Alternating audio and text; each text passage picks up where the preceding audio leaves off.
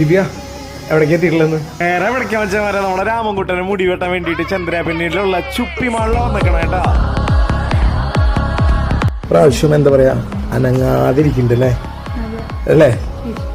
ഇഷ്ടമായി ഇവിടെ ആ ഒരു മുടി അവൻ്റെ ഹെയറൊക്കെ വെട്ടുമ്പോൾ സിമ്പിളായിട്ടാണ് ഇരിക്കുന്നത്. വേറെ സ്ഥലത്ത് തന്നെ ഇരിക്കാറുണ്ട് ഇങ്ങനെ ഇല്ലല്ലോ, നമ്മുടെ അവിടെ ഒന്നും ഇങ്ങനെ ഇരിക്കാറില്ലല്ലോ.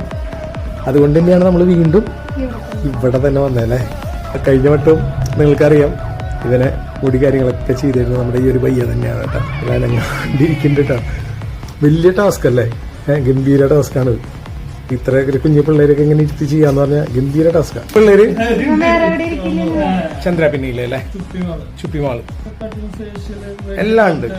നമ്മുടെ മുഖമൊക്കെ പഞ്ഞൊക്കെ വെളുപ്പിച്ചു തരും അല്ലേ.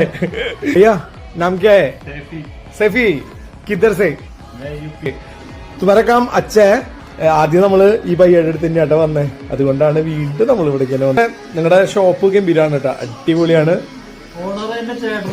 ഓണർ ചേട്ടനാണ്.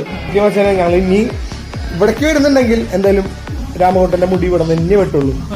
കാരണം ഇതേപോലെ സമാധാനമായിട്ട് ഇരിക്കും ചെയ്യും, നമുക്കും കുറച്ചു നേരം ഫ്രീ ടൈം കിട്ടൂട്ടാ. അങ്ങനെ പയ്യ അവസാനം മുടിയൊക്കെ വെട്ടി ഫിനിഷ് ആക്കിയിട്ടുണ്ട്. 2 വരങ്ങട് കൊടുത്തിട്ടാ. പുതിയ സ്റ്റൈലാത്രേ.